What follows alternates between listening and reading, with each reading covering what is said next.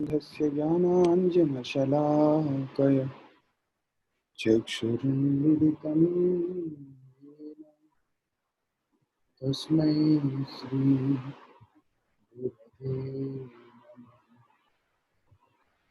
नमः। यं विष्णुपादाय श्रीगौरप्रियमूर्तये श्रीमते भक्तिवल्लभ तीर्थगोस्वामिने नमः। यतीन्द्रियनमस्तुभ्यं गौरकृष्णप्रियात्मने रूपानुगगति ज्ञाय गुरुदेवाय ते नमः। पतित पावन परम करुणामय परम आराध्य तम शिल गुरुदेव नित्य लीला प्रविष्ट ओम विष्णुपाद श्री श्रीमद भक्ति वल्लभ तीर्थ गोस्वामी महाराज जी के अभय चरण में असंख्य कोटि साष्टांग दंडवत प्रणाम करते हुए उनकी अहेतु की कृपा प्रार्थना करता। आज बहुत विशेष तिथि है। आज श्री राय रामानंद जी का तिरोभाव तिथि है। राय रामानंद जी जिनके विषय में हमारे पूर्वाचार्य बतलाते हैं कि राय रामानंद जी के अंदर विशेष रूप से जो अर्जुनी जो सखी है और पांडुपुत्र अर्जुन है, ललिता और विशाखा के गुण उनमें वो लोगों ने अनुभव किया। गौर गणेश दीपिका में उसी के हिसाब से वर्णन किया। लेकिन श्री सच्चिदानंद भक्तिवेदांत ठाकुर जी के दर्शन में उन्होंने उनको विशाखा सखी के रूप में दर्शन किया, क्योंकि जिस हिसाब से विशाखा का प्रेम श्री राधा कृष्ण के प्रति दिखाई देता है, उसी प्रकार का प्रेम राय रामानंद जी का श्री चैतन्य महाप्रभु के प्रति दिखाई देता है। तो उस दर्शन के कारण उन्होंने उन्हें उस रूप में दर्शन किया। जो हो राय रामानंद जी की विशेषता ये है, जहाँ पर श्री चैतन्य महाप्रभु ने संबंध ज्ञान का शिक्षा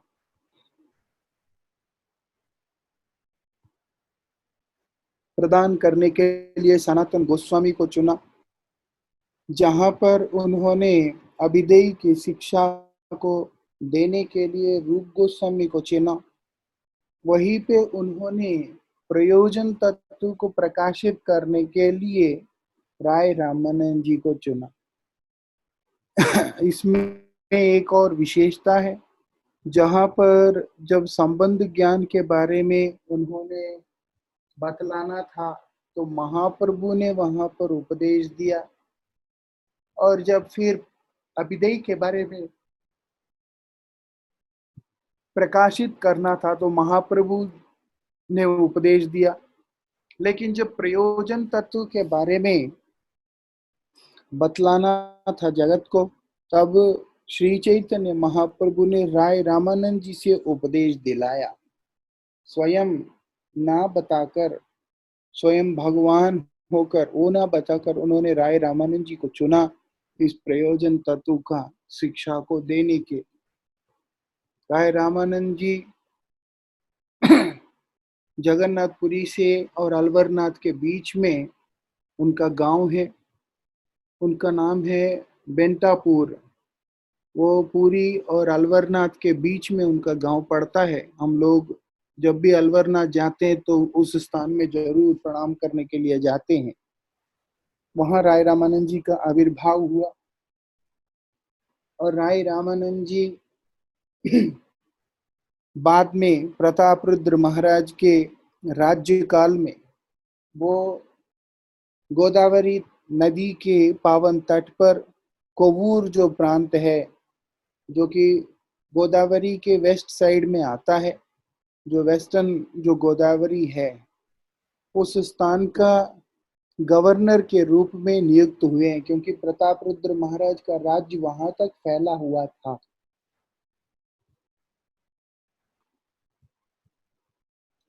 तो उस समय उस स्थान का गवर्नर के रूप में वो रहे हैं।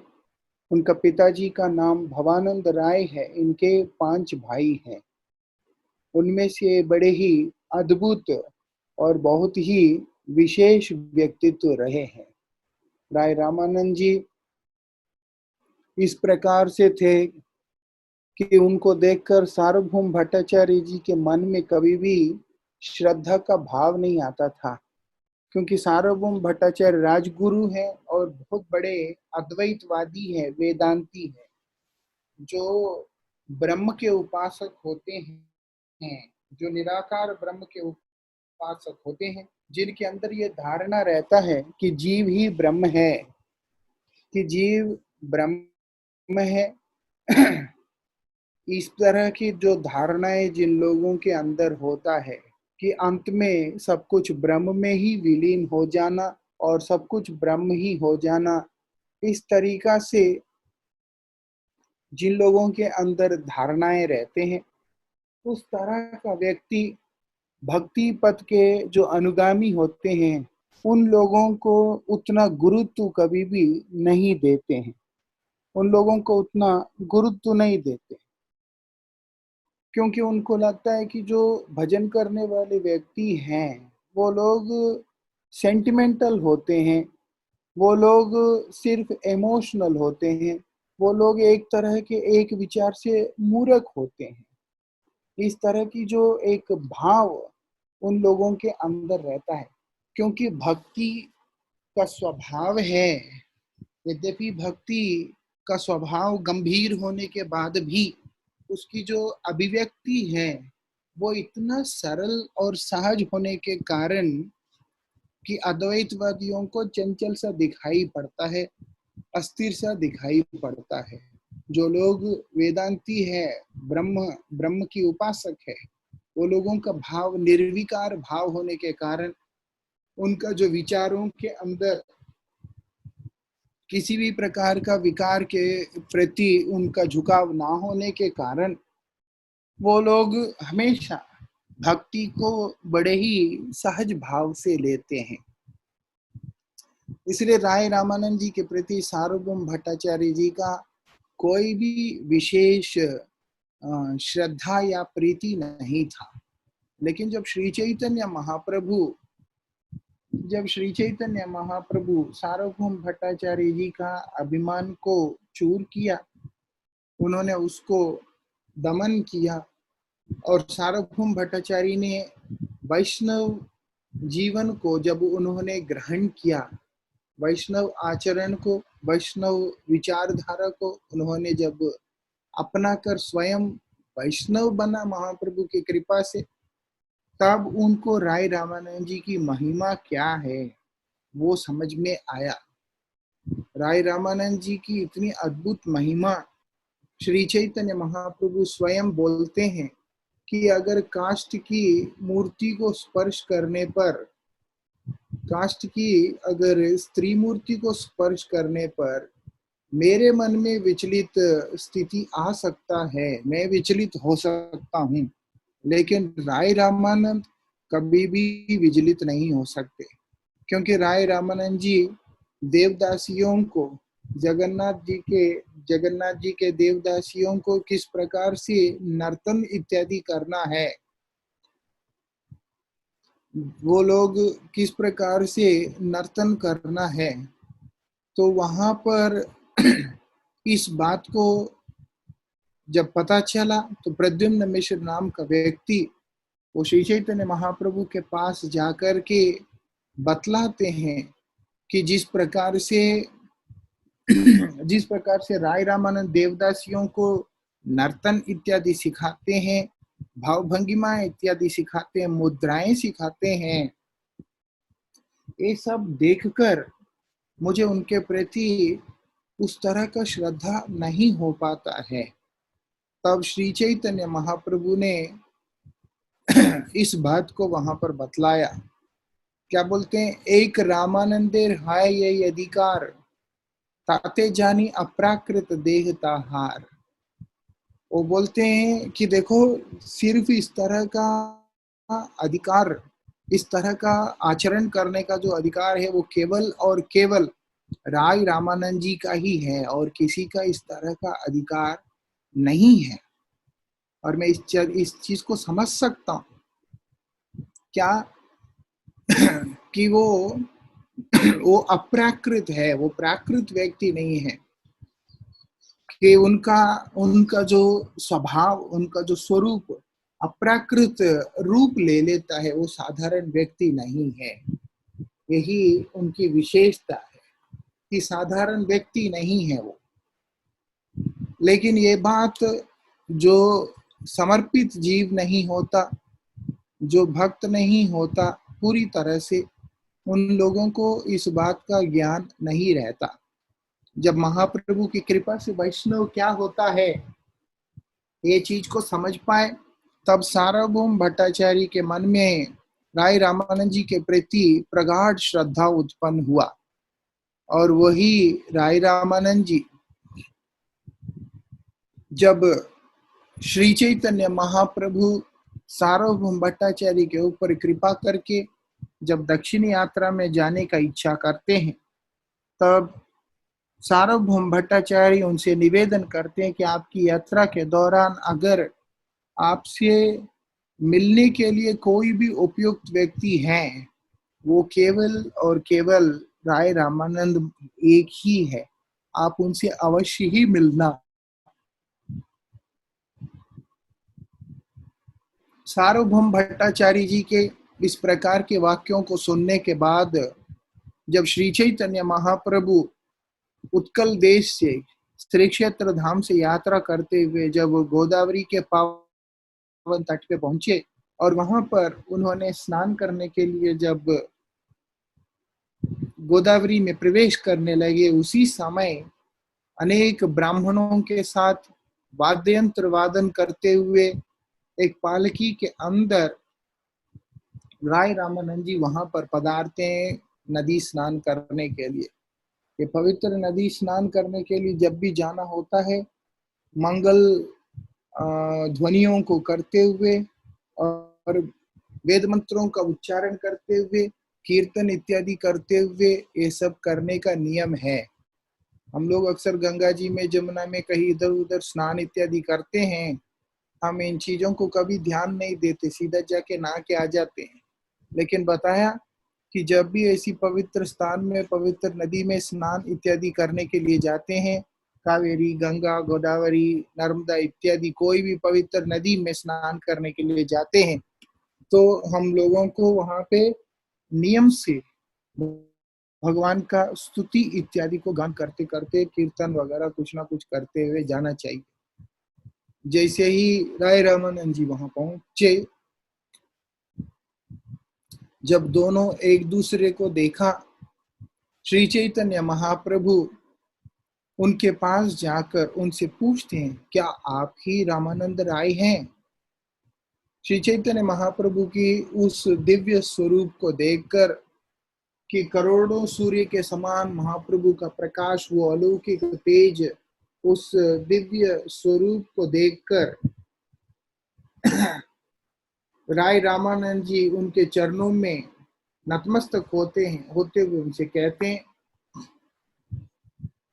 मुई शूद्र मंद दास रामानंद।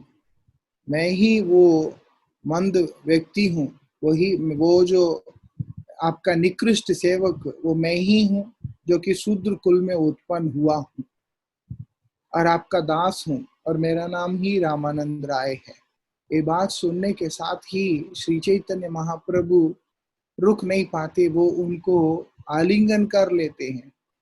श्री चैतन्य महाप्रभु और राय रामानंद जब एक दूसरे के साथ मिलते हैं, भक्त और भगवान का यही वैशिष्ट होता है कि वो लोगों को बाह्य ज्ञान नहीं रहता, वो लोग बाह्य ज्ञान नहीं रहता कि बाहर क्या हो रहा है, लेकिन अभी गौर लीला में आए हैं और अन्य व्यक्ति भी, बहिर्मुख जन भी वहां हैं, इस कारण से उन्होंने दोनों ने अपने भावों को संवरण करते हुए लोगों को विस्मृत में डाल दिया कि ये इतना अद्भुत अपरूप सन्यासी है, अपरूप सन्यासी स्वरूप है इनका। और लेकिन ये कैसे हो सकता है कि एक शूद्र व्यक्ति को आलिंगन करें, और साथ में राय रामानंद इतना गंभीर और राजसी ठाठ रखने वाला व्यक्ति ये भी चंचल होके एक सन्यासी को किस प्रकार से आलिंगन कर सकते हैं, ये किसी को समझ में नहीं आया। इसीलिए श्री चैतन्य महाप्रभु लेकिन देख लिया कि ये सब विजातीय व्यक्ति है, इसलिए इन लोगों को बीच में ये मेल मिलाप ठीक नहीं होगा। इसलिए उन्होंने अपने अलौकिक भावों को संवरण करते हुए राय रामानंद जी को पुनः एकांत में आके मिलने के लिए आदेश किया। महाप्रभु की ये विशेषता है, महाप्रभु जब कोई शिक्षा प्रदान करते हैं उसकी एक अलग विशेषता ही रहता है। सनातन गोस्वामी को और रूप गोस्वामी से जब प्रथम बार मिले थे रामकेली में, उन्होंने तब उन दोनों को कोई उपदेश नहीं दिया। जब वही सनातन गोस्वामी काशी के अंदर आके महाप्रभु से मिले, वहां पर श्री चैतन्य महाप्रभु उनको उपदेश देने लगे। किस विषय में उपदेश देने? संबंध के विषय में उपदेश देने लगे। स्थान को चयन करते हुए उस स्थान के अनुसार उपदेश दिया जाता है। श्री चैतन्य महाप्रभु का यही वैशिष्ट है कि महाप्रभु काशी के अंदर जहां पर ब्रह्मवादियों का स्थान है, जहां पर उन लोगों का स्थान है जहां सब अहम ब्रह्मस्मि वाले भाव रखते हैं, जहां पर जीव ब्रह्मैव नापरा वाली भाव रखते हैं, जहां पर मैं ही ब्रह्म हूं इस तरह का भाव रख के चलने वाले जो लोग होते हैं, उन लोगों के बीच में श्री चैतन्य महाप्रभु ये उपदेश वहां पर प्रदान कर रहे हैं कि जीव वास्तविकता में भगवान का नित्य दास है, कृष्ण का नित्य दास है। क्यों? महाप्रभु की ये विशेषता है कि वो उस स्थान के अंदर जीव को ही ब्रह्म माना जाता है। वहां पर महाप्रभु जाकर जीव ब्रह्म नहीं है, ब्रह्म का दास है, कृष्ण का दास है बोल करके वो वहां पे शिक्षा प्रदान कर रहे हैं सनातन गोस्वामी के माध्यम से। और साथ ही प्रयाग के अंदर जहां पर दशाश्वमेध यज्ञ इत्यादि का प्राबल्य ज्यादा है, जहां पर दशाश्वमेध घाट है, जहां पर लोग अश्वमेध यज्ञ इत्यादि करते हैं, वहां पर उन्होंने अभिधेयी का शिक्षा प्रदान किया। दशाश्वमेध में उन्होंने सिखाया, श्री चैतन्य महाप्रभु ने रूप गोस्वामी के माध्यम से क्या सिखा रहे हैं? वास्तविकता में दशाश्वमेध मतलब है कि ये नहीं है कि आप वहां पर 10 घोड़ों का बलि दो। वो बोलते हैं वहां पर तुम्हारे इंद्रिय इन घोड़ों से भी तेज दौड़ते हैं, इसीलिए तुम्हें क्या करना होगा कि इन इंद्रियों को भगवान की सेवा में किस प्रकार से लगाया जा सकता है उसकी कला को सीखना होगा। मतलब जिस वस्तु की जहां पर प्राबल्यता है उसी स्थान पर उस वस्तु से संबंधित शिक्षा श्री चैतन्य महाप्रभु प्रदान करने लगे हैं। ये महाप्रभु का यही वैशिष्ट है। इसीलिए काशी के अंदर जीव का स्वरूप के बारे में और उसके बाद प्रयाग के अंदर इंद्रियों को किस प्रकार से भगवान की सेवा में लगाया जा सकता है अभिधेय के बारे में, और ये जो गोदावरी के तट पे जहां पर राय रामानंद जी को माध्यम बना के शिक्षा दिया, वहां पर लोग कर्मकांड प्रधान रहते हैं। अब दक्षिण भारत के अंदर विशेष रूप से कर्म प्रधान होता है, रिचुअलिस्टिक सबसे ज्यादा होते हैं। वो लोग हमेशा नीति नियम इन चीजों को लेकर के चलते होते हैं। वहां पर भक्ति का भाव बहुत कम होता है वहां पर, लेकिन विधि का भाव सबसे ज्यादा होता है। इसलिए वहां पर जो कर्मकांड प्रधान स्थान होने के कारण महाप्रभु ने उन लोगों को भक्ति के जो सिद्धांत है, जो प्रेम है, उसको वहां पर प्रकट कराने के लिए, स्थापित कराने के लिए उन्होंने जो प्रयोजन तत्व की चर्चा वहां पर किया। क्योंकि अन्य स्थान में इन चीजों का गुरुत्व नहीं दिखाई देता है, लेकिन दक्षिण में इस चीज का बड़ा विशेष महत्व रहता है। जैसे मंदिरों में मंदिरों की सेवा, मंदिरों का विधि, पूजा पाठ इत्यादि, वो सब चीजों का। इसीलिए उस स्थान पे महाप्रभु ने राय रामानंद जी के माध्यम से जगत को शिक्षा दिया। यहाँ पर क्या बोलते हैं कि महाप्रभु ने क्या किया, वो बोलते हैं चैतन्य चरितामृत मध्य लीला के अंतर्गत राय रामानंद जी की जहां महिमा प्रकाशित किया गया, वहां पर बोल रहे हैं, संचार्य रामाभि अभिधा भक्त मेघा स्वभक्ति सिद्धांत चयामृतानि गौराब्धेर एतैर अमून वित्रिनैस् तज ज्ञात्वा रत्नालयतां प्रयति। क्या बोलते हैं, श्री चैतन्य महाप्रभु अतः समुद्र है। श्री चैतन्य महाप्रभु अतः समुद्र है भक्ति सिद्धांतों का। ऐसा नहीं है कि उनके अंदर ज्ञान की जो चरमावधि है, ज्ञान की पराकाष्ठा और उपदेश आत्मक जितने भी सुसिद्धांत है, उसके अंदर उस भक्ति सिद्धांतों का अथाह समुद्र है श्री चैतन्य महाप्रभु। लेकिन श्री चैतन्य महाप्रभु ने कृपा करके राय रामानंद जी को बादल बनाया। राय रामानंद जी रूपी जो बादल है, उनमें जैसे समुद्र का ही जल ऊपर जाके बादलों का रूप लेता है, ठीक उसी प्रकार से महाप्रभु ने ही अपनी कृपा के माध्यम से राय रामानंद जी को बादल जैसा स्वरूप दिया। और उसके बाद जब वही राय रामानंद जी को उसी समुद्र के ऊपर बरसाने के लिए प्रेरित किया, उन्हीं के ऊपर प्रेरित किया, जब वही जल समुद्र का ही पानी है, समुद्र का ही पानी जब भाप बनकर बादल का रूप लेता है, और बादल का रूप लेने के बाद वही समुद्र का पानी जब बादल बन के नीचे गिरता है, और वो नीचे गिरा हुआ पानी समुद्र के अंदर जैसे जैसे सीप इत्यादि में प्रवेश करता है, वो अद्भुत मोतियों का रूप, रत्नों का रूप धारण कर लेता है वहां पर। यद्यपि वो जल वही है, लेकिन जब आकाश से फिर गिरता है और गिरने के बाद वही जल उस समुद्र के अंदर से जब प्रवेश करके उस सीप में जाके गिरता है या अन्य किसी स्थान में गिरता है, तो तरह तरह के सुंदर से जो रत्न है उनको वहां पर प्रकट कर देता है। इसलिए श्री चैतन्य महाप्रभु ने उन रत्नों को प्रकट करने के लिए, उन रत्नों से अपने आप को भरने के लिए श्री चैतन्य महाप्रभु ने राय रामानंद जी के माध्यम से इस लीला को किया। यही राय रामानंद जी की एक अलग विशेषता है।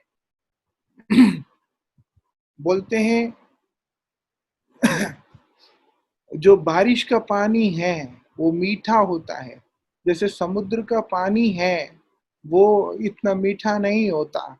यद्यपि जल समुद्र का ही है, लेकिन वो उठ के जब ऊपर को जाता है तो वो उधर से जब गिरता है तो उसका स्वाद स्वरूप सब बदल जाता है।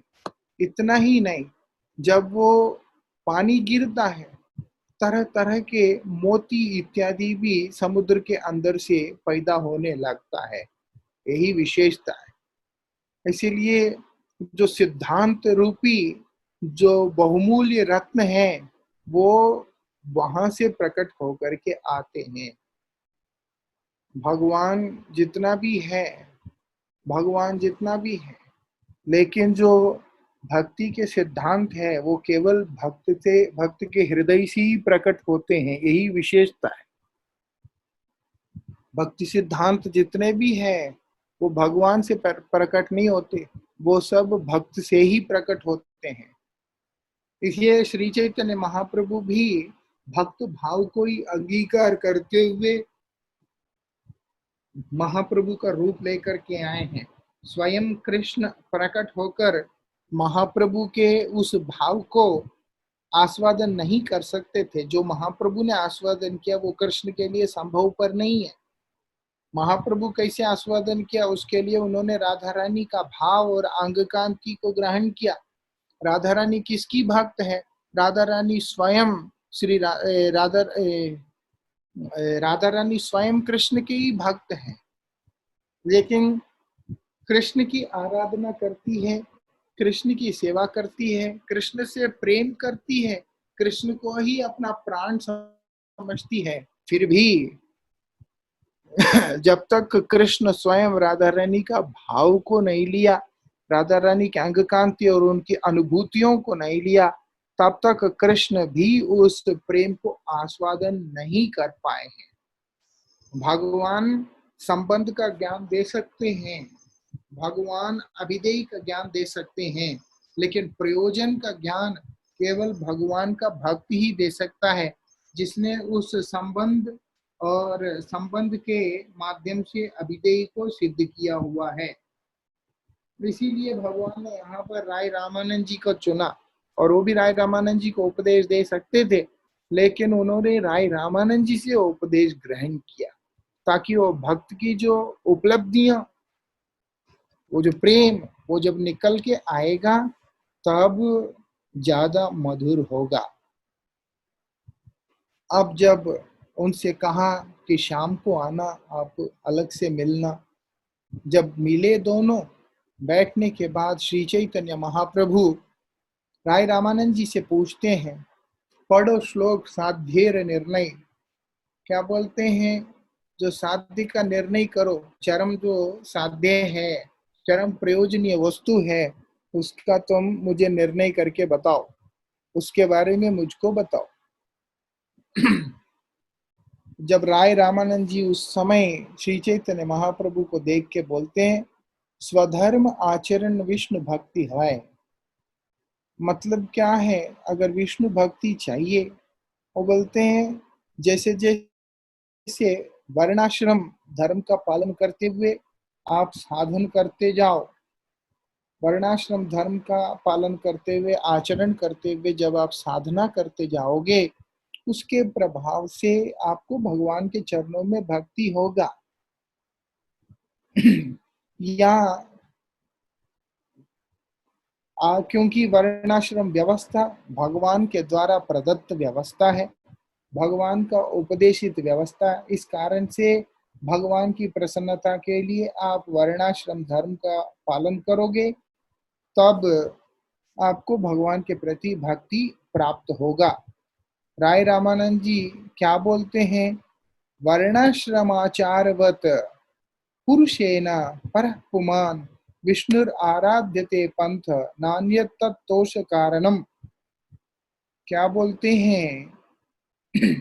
भगवान का आराधना किस प्रकार से होता है? सही तरीका से वर्ण और आश्रम धर्म का पालन व्यवस्था करने पर होता है। इसके अतिरिक्त दूसरा और कोई उपाय नहीं है भगवान को संतुष्ट करने का। और भी बोलते हैं कि इसीलिए हर व्यक्ति को अपने वर्णाश्रम व्यवस्था के नियमों का उल्लंघन नहीं करना चाहिए, उनके अनुरूप ही व्यक्ति को आचरण करना चाहिए। इसलिए बोला, और दूसरे शब्दों में बोले, जो साध्य है मतलब चरम प्रयोजनीय वस्तु, उसको प्राप्त करने के लिए एकमात्र उपाय है वर्णाश्रम धर्म का पालन करना। वर्णाश्रम धर्म को पालन किए बिना कि कोई भी व्यक्ति इसको प्राप्त नहीं कर सकता। महाप्रभु सुन के मुस्कुराते बोलते हैं कि यह हो बाह्य, आगे कहो यार। ये तो बाहर की बात है, ये तो सार नहीं है। आप दूसरी बात बोलिए, ये बात तो सार नहीं है। बोलते हैं क्या, ये तो साधना तो है, लेकिन ये बाहर का है, अंदर का नहीं है। आप अंदर की बात बोलिए और इससे अंदर की बात बोलिए।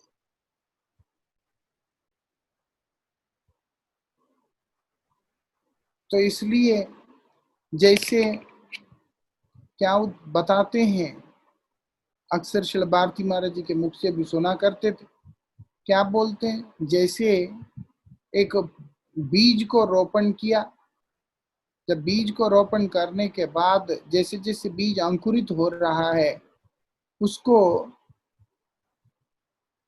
संरक्षित रखने के लिए उसका एक घेरा बनाने की जरूरत होता है।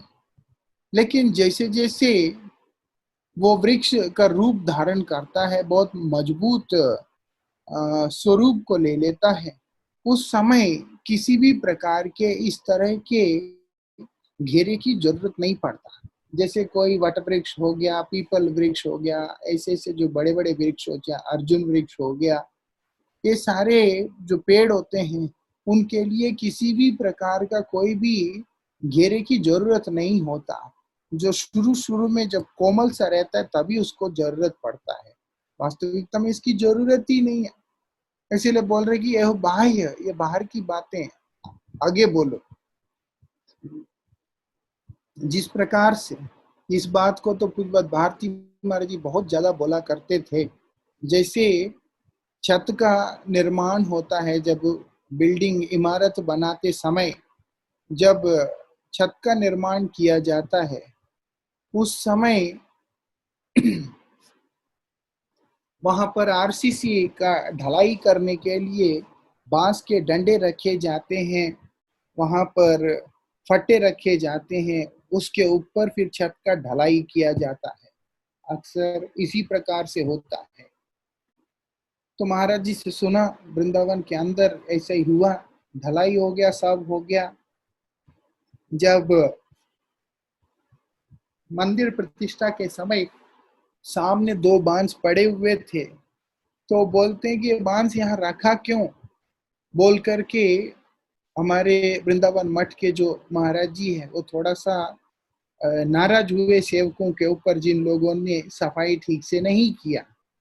यद्यपि ये बांस जब छत डालते टाइम उसका जरूरत पड़ता है, लेकिन उसके बाद इन चीजों की जरूरत नहीं पड़ता। वही चीज जब बाद में देखा जाता है वहां रखा हुआ, वही वस्तु जो अभी यूज में आया था, वही वस्तु बाद में जब देखते हैं वो उतने उपयोगी नहीं लगता है, उसकी आवश्यकता दिखाई नहीं देता। इसी प्रकार से वर्णाश्रम धर्म भी उस समय जरूरत नहीं पड़ता जब भक्ति के अंदर परिपक्वता आ जाता है, लेकिन शुरू में एक व्यक्ति को निग्रह करके रखने के लिए, एक व्यक्ति को संयमित करके रखने के लिए इन चीजों को जरूरत पड़ता है। सामाजिक व्यवस्था के अनुसार इस चीज की जरूरत पड़ता है, वर्णाश्रम की व्यवस्था जरूरत पड़ता है, लेकिन नहीं तो इन चीजों का वास्तविकता में किसी भी प्रकार का आवश्यकता नहीं रहता।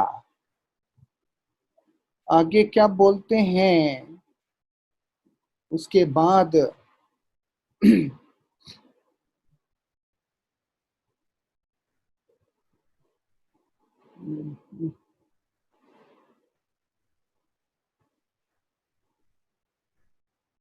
फिर उसके बाद राय रामानंद जी इस बात को बोलते हैं, यत करोसी यदस्नासी यज्जुहोसी ददासी यत तपस्यसी कौन्तेया तत्कुरुष मद अर्पणम। कि तुम जो भी कर रहे हो, जो भी खा रहे हो, जो भी अर्पण कर रहे हो, तर्पण कर रहे हो, जो भी दान कर रहे हो, ये जितना कुछ भी है, तपस्या जो कर रहे हो, ये सब मुझ में ही अर्पित करके करना। मतलब है कि कर्म अर्पण के बारे में बोल रहे हैं कि जितने भी कर्म है वो सब मुझ में अर्पित करके करना। और भगवत गीता के अंदर इस बात को बताया गया है। जब बताया, श्री चैतन्य महाप्रभु उनको देख के मुस्कुरा के बोलते हैं कि यहो बाह्य, आगे कहो आर।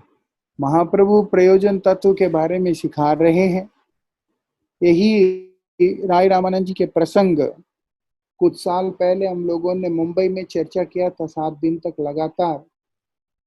और ये इतने संक्षिप्त समय के अंदर इसके ऊपर विचार नहीं किया जा सकता, फिर भी जितना हो सके हम लोग उतना थोड़ा चर्चा करेंगे। इसलिए वहां पर बता रहे कि हो बाह्य, ये बाहर की बात है, आगे कहो आर। आप इससे आगे की बात कीजिए कि कर्म अर्पण जो है वो भी नहीं। फिर उसके बाद वो राय रामानंद जी ने ध्यान से देखा, और राय रामानंद जी उस समय उनसे कहते हैं कि देखिए क्या बोलते हैं, भगवत गीता का जो चरम उपदेश है वो क्या है, वो सर्वधर्मान परित्यज्य मामेकम शरणं व्रज अहम त्वाम सर्व पापेभ्यो मोक्षयिष्यामि मा शुच। कि जितना भी आपने अपने बुद्धि से, अपने समझ से जितने भी धर्म को स्वधर्म का रूप लिया,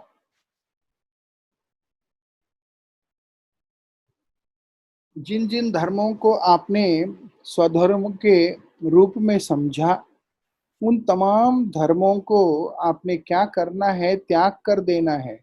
उनके साथ में आपने किसी भी प्रकार से अपना संपर्क नहीं रखना। सर्वधर्मान परित्यज्य मामेकम शरणम व्रज, और केवल मात्र भगवान के ही श्री चरणों में आश्रय ग्रहण करना है। तब क्या होगा, मैं तुम्हारे द्वारा जितने भी पाप होंगे, क्योंकि धर्म को त्याग करना, स्वधर्म को त्याग करना बड़ा खराब चीज होता है। इसीलिए धर्म को त्याग किया हुआ व्यक्ति का जीवन में, धर्म को त्याग किया हुआ व्यक्ति का जीवन में केवल क्लेश ही आते हैं। भगवान बोलते हैं स्वधर्म निधनम श्रेय परधर्मो भयावह। अपने धर्म में, अपने सिद्धांत में मृत्यु भी श्रेष्ठ है। और यहाँ पर बोल रहे हैं कि सर्वधर्मान परित्यज्य, तमाम धर्मों को, सब जितने भी नैमित्तिक धर्म है जिसको तुमने नित्य समझ लिया है, उन सब धर्मों का परित्याग करने के लिए बोल रहे हैं। नैमित्तिक धर्म मतलब है कि तत्कालीन धर्म, वो क्षणिक सुख की तरह ये जीवन काल के धर्म है। वो सब जीवन समाप्त हो गया तो वो भी समाप्त हो गया, उतना तक ही है।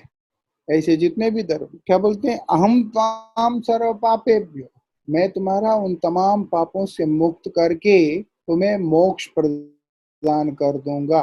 श्री चैतन्य महाप्रभु उसको भी बाह्य बोल रहे हैं, ये हो बाह्य, आगे करो आर। क्या बोलते हैं, इस तरह की जो शरणागति, वो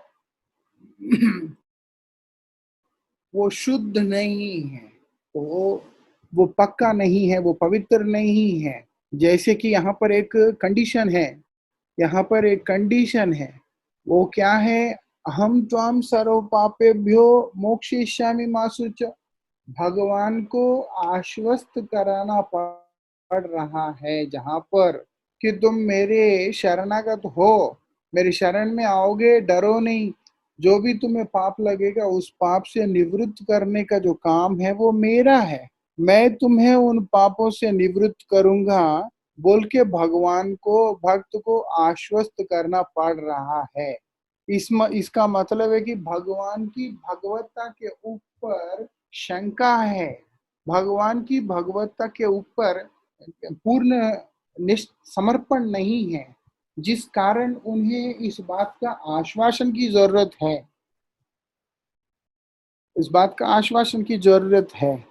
एक बच्चे को उसका पिता हवा में उछालता है, लेकिन बच्चा निडर रहता है, उसके पिता के उस फेंकने के बाद भी जो है निडर रहता है, क्योंकि उसको आश्वासन की जरूरत नहीं है, उसको इस बात का ज्ञान है, इस बात का समझ है कि मेरे पिता जो है मुझे नीचे गिरने नहीं देगा, इस तरह का जो एक अद्भुत समर्पण भगवान के प्रति अभाव होने के कारण भगवान को आश्वासन देना पड़ रहा है। आश्वासन देना पड़ रहा, वास्तविकता में आश्वासन अर्जुन को नहीं, अर्जुन को उपलक्ष्य करके इस संसार के लोगों को उपदेश दिया जा रहा है कि तुम मेरे पास आओ, मेरे शरणागत हो जाओ, चिंता मत करो, तुम लोगों को किसी भी प्रकार का पाप नहीं लगेगा, मैं तुम लोगों के साथ में रहूंगा, तुम्हारा रक्षा करूंगा, तुम्हारा उद्धार करूंगा। लेकिन महाप्रभु के रूप में जब वही कृष्ण आए, उनको ये बात नहीं पसंद आया, क्योंकि वहां पर भगवान की भगवत्ता के ऊपर पूर्ण विश्वास नहीं है। इसीलिए भगवान को जीव को आश्वासन देना पड़ रहा है। जब पूर्ण विश्वास होगा तो किसी भी प्रकार के आश्वासन की जरूरत नहीं पड़ता है। एक श्रद्धा को निर्माण करने के लिए इस प्रकार का आश्वासन देना पड़ रहा है। इसीलिए महाप्रभु ने बोला कि ये भी नहीं, आगे कहो आहार, इसके आगे की बात बोलो। और क्या बोलते हैं?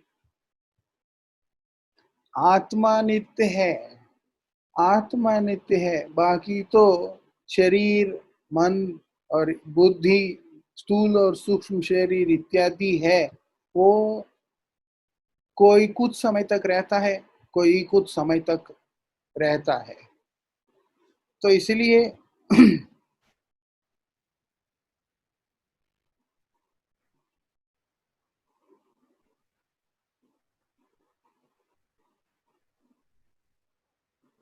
जब व्यक्ति स्वयं को आत्मा का अनुभूति में लेके आता है, तो जितने भी शरीर से संबंधित विचार है वो सब अपने आप में ही समाप्त हो जाते हैं। इसी को आत्म तत्व कहते हैं, इसी को आत्म तत्व कहते हैं। जब व्यक्ति आत्म तत्व में प्रतिष्ठित नहीं है, तब तक हर वस्तु बाह्य ही होता है। इसीलिए राय रामानंद जी ने जब कहा सर्वधर्मान परित्यज्य, तब भी महाप्रभु ने उस चीज को स्वीकार नहीं किया, क्योंकि वहां आत्म तत्व में प्रतिष्ठित वाली बात है ही नहीं है। अब राय रामानंद जी आगे की बात बोल रहे हैं, भागवतम के हिसाब से बोल रहे हैं। क्या बोल रहे हैं? ब्रह्मा जी ने जिस स्तुति को किया भगवान का, दशम स्कंद चतुर्दश अध्याय तीसरा जो श्लोक है, जिसमें ब्रह्मा जी बोल रहे हैं ज्ञाने प्रयास मुदुपस्य नमंति एवा जीवंती सन्मुखरिताम भवदीय वार्ताम वाली जो बात है, उस बात को यहाँ पर राय रामानंद जी श्री चैतन्य महाप्रभु को बतला रहे हैं। बतलाते हुए कहते हैं कि इंद्रियों के द्वारा जो ज्ञान अर्जन करने का जो प्रयास है, उसको दिमाग से, उसको अपने अंदर से निकाल के बाहर फेंक देना चाहिए। और क्या बोलते हैं, ये जो इंद्रियों के द्वारा जो हम लोग शब्द स्पर्श रूप रस गंध को अनुभव करते हैं, उन प्राकृत इंद्रियों के द्वारा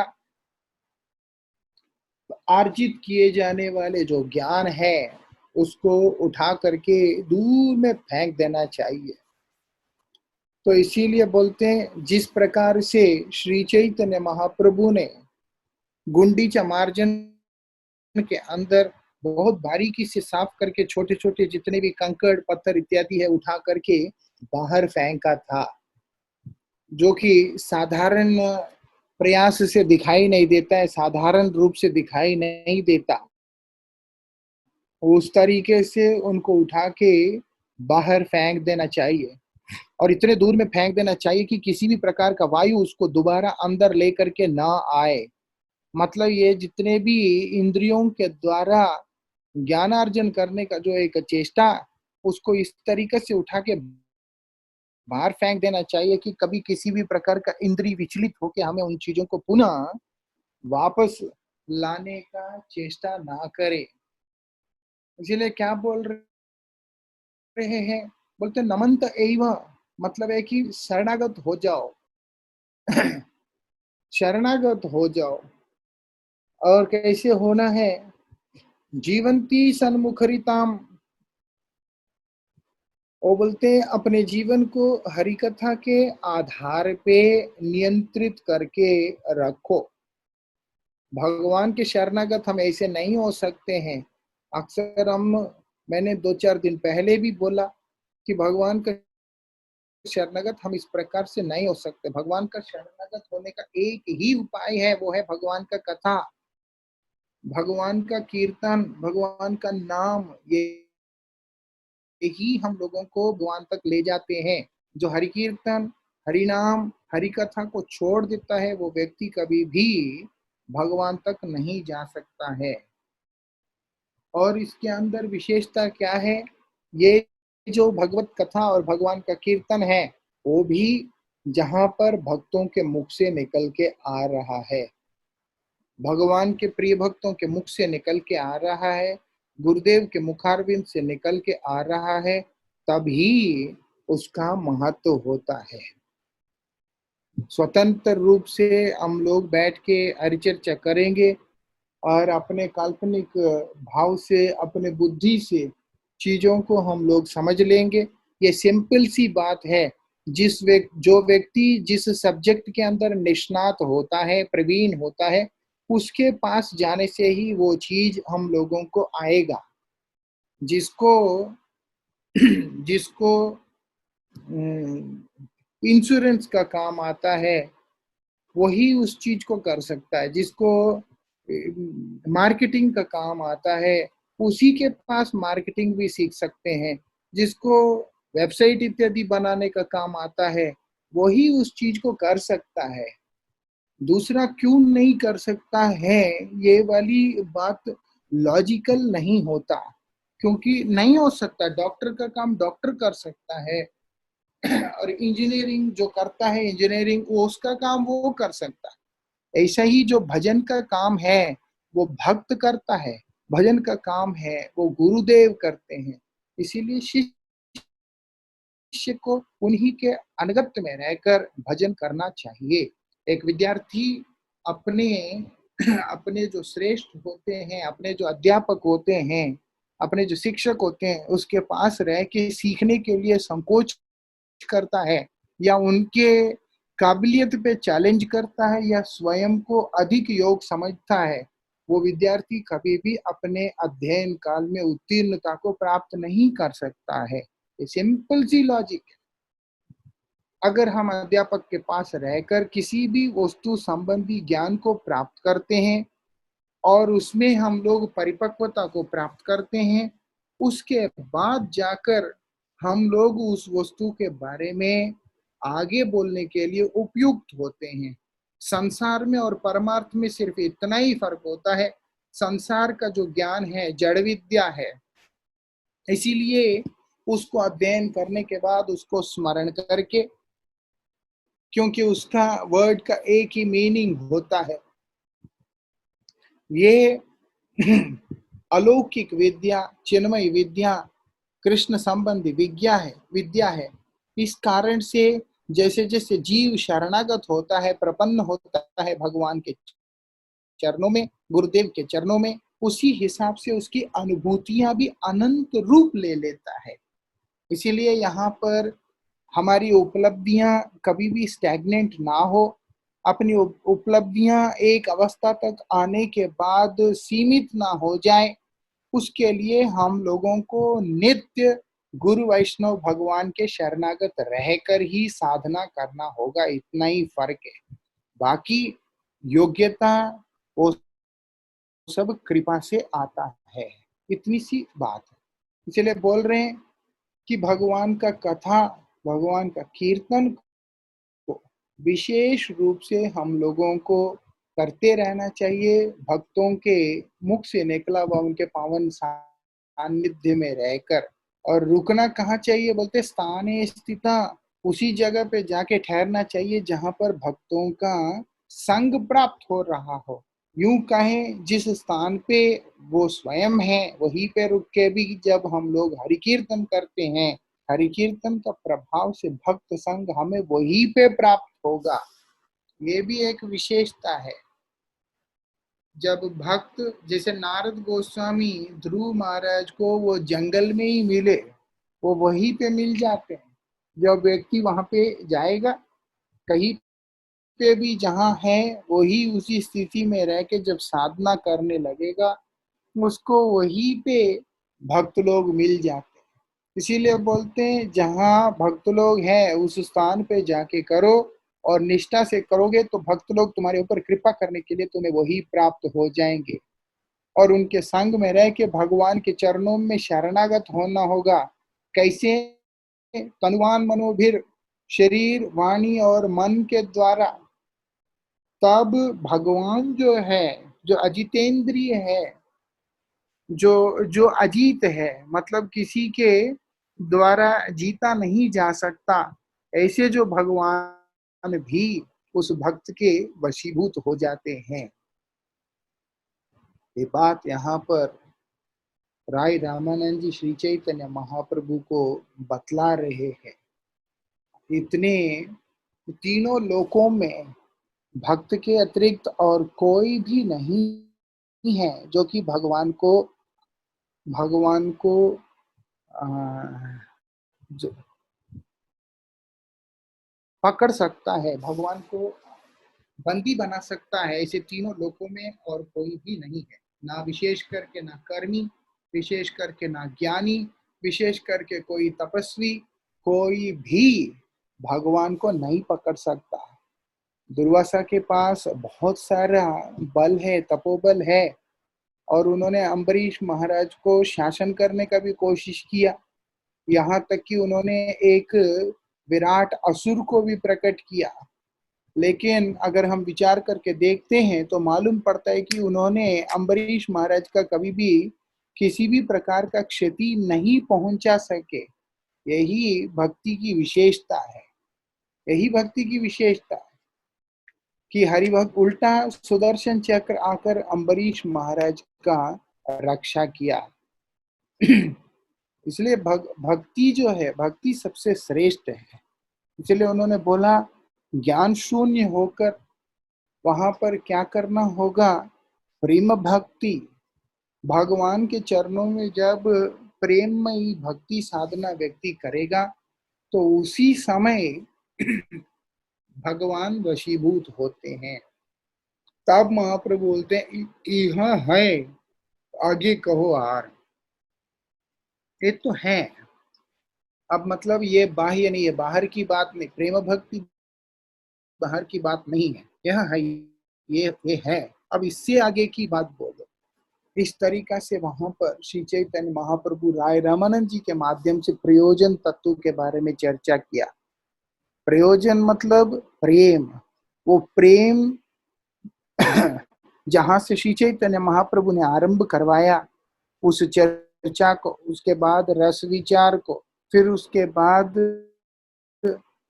क्रम से शांत रस को, दास्य रस को, साख्य रस को, वात्सल्य रस को, मधुर रस को, उसके बाद भी बोलते हैं आगे कहो आर।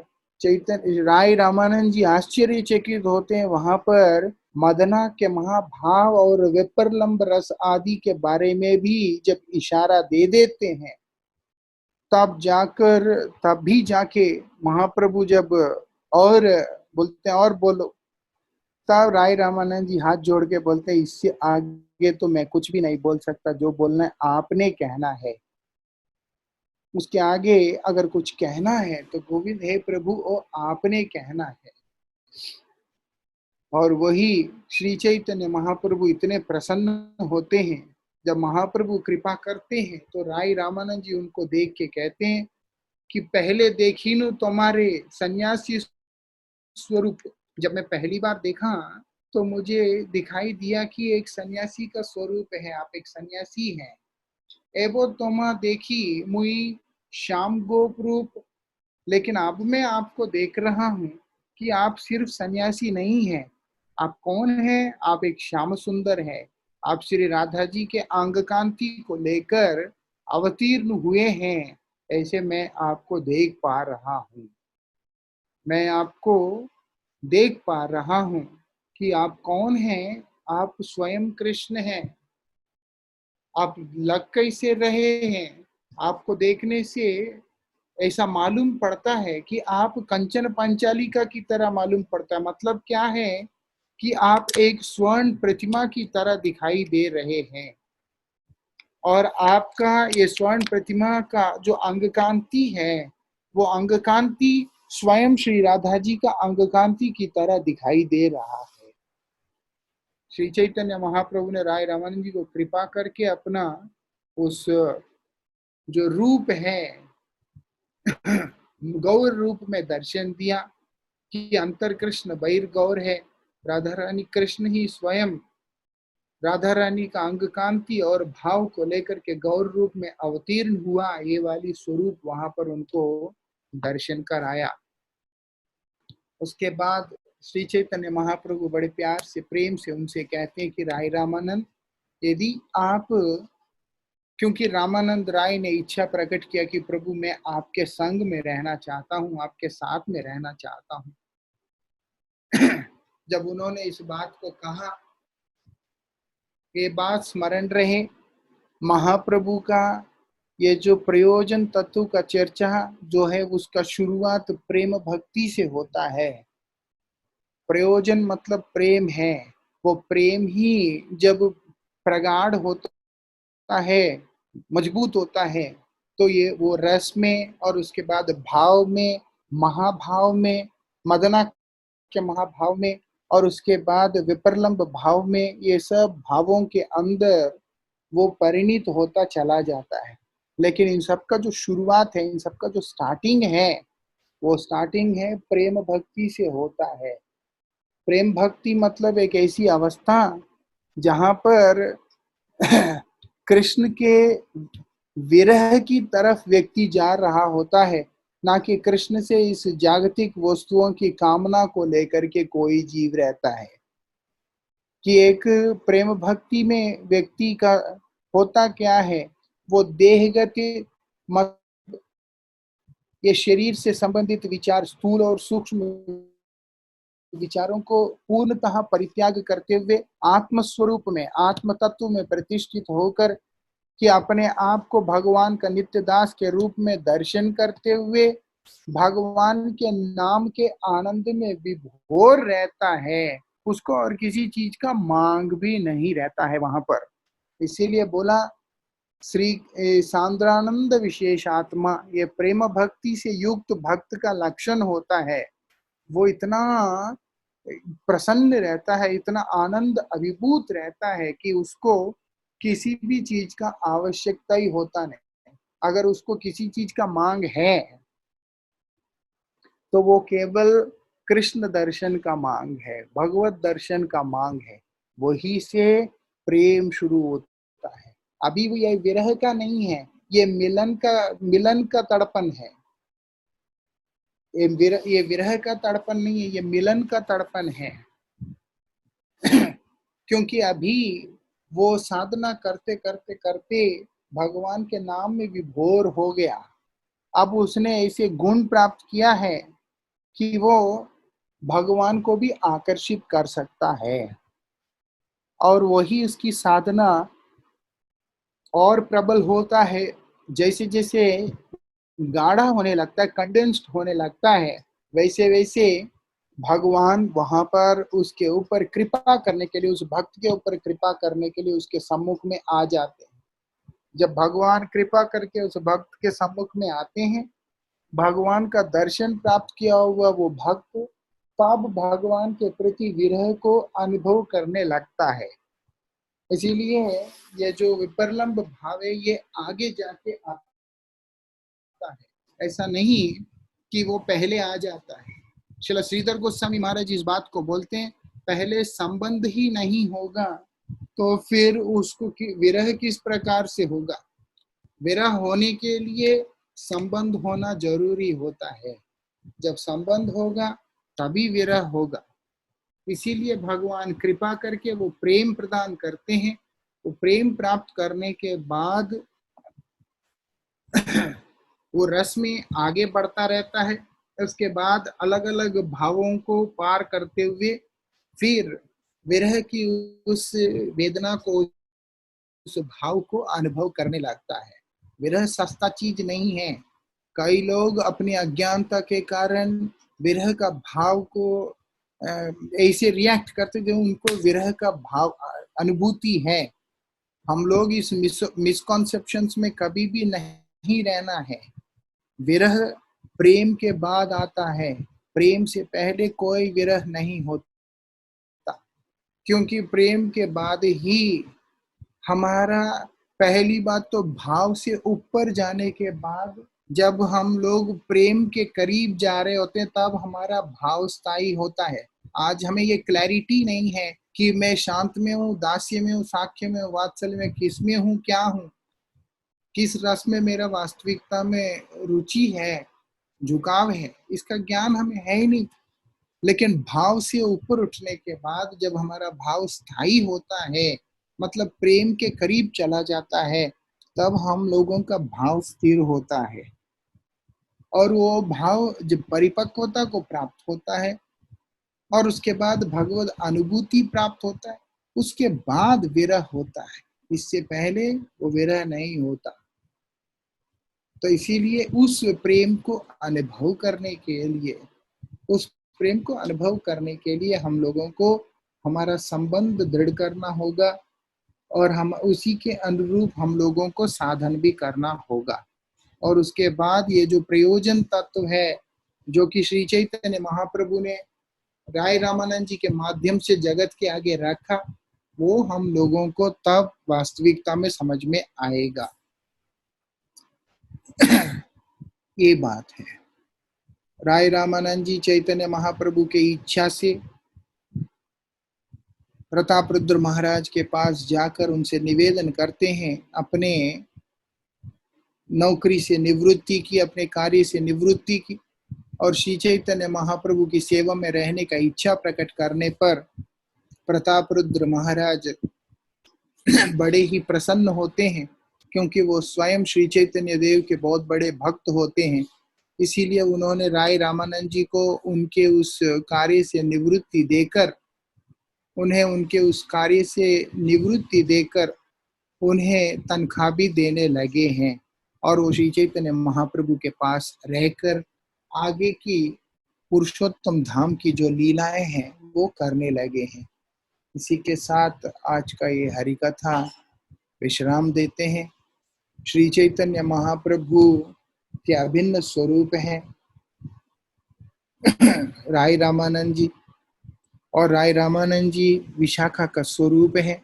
विशाखा जो कि राधा कृष्ण को, जैसे स्वरूप दामोदर है वो ललिता सखी का रूप है, जहाँ पर स्वरूप दामोदर श्री चैतन्य महाप्रभु के जितने भी भाव उदित हो रहे होते हैं उन भावों को उद्दीपित करने वाला, उन भावों को और वर्धित करने वाले जितने भी संकीर्तन इत्यादि है वो सब वो गाया करते थे। और यहाँ पर जो राय रामानंद जी हैं वो सब राय रामानंद जी श्री चैतन्य महाप्रभु को सिद्धांत को लेकर, तत्व को लेकर शिक्षा दिया करते हैं। जैसे ललिता जी लालन करती है, उनको लाड करती है राधा कृष्ण को, लेकिन विशाखा ऐसा नहीं है। विशाखा इंस्ट्रक्शंस देती है, शासन करती है, शिक्षा देती है। वही विशाखा की तरह राय रामानंद जी श्री चैतन्य महाप्रभु के साथ में उस पुरुषोत्तम धाम में रहकर विभिन्न सिद्धांतों के बारे में उनको बतलाते हुए इस तरह से उन्होंने वहां पर अपने जीवन काल की लीलाओं को किया। और आज राय रामानंद जी के अभिन्न स्वरूप परमाराध्य श्री गुरुदेव, उनसे कृपा प्रार्थना करते हैं कि वो हम पर कृपा करें, जिससे कि हम लोग राय रामानंद जी का दर्शन कर सकें, उनकी कृपा को प्राप्त कर सकें। परमाराध्य गुरु महाराज जी इस बात को हर बार बोलते थे। गुरु जी बोलते, हम तो राय रामानंद जी को देखा नहीं, हम तो स्वरूप दामोदर जी को देखा नहीं, हम तो नरोत्तम ठाकुर को देखा नहीं, गुरुजी इस प्रकार से हर कथा में बोलते थे, लेकिन एक उम्मीद जो है हम लोगों के आगे रखा, ये बोलते हुए कि उनका जो अभिन्न स्वरूप है वो हमारे गुरुपाद पद्म है। इसीलिए हम लोग गुरुजी से कृपा प्रार्थना करते हैं कि हम पर गुरुदेव कृपा करें, जिससे कि हमारा जो मन और हम लोग उनके चरणों में शरणागत हो सकें और उनकी लीला हमारे हृदय में स्फुरित हो सके और हम उनको समझ सकें, उनके प्रति शरणागत हो सके। इन्हीं के साथ आज का ये हरि कथा विश्राम। वांछा कल्पतरुभ्यश्च कृपा सिंधुभ्यश्च पतितानां पावनेभ्यो वैष्णवेभ्यो नमो।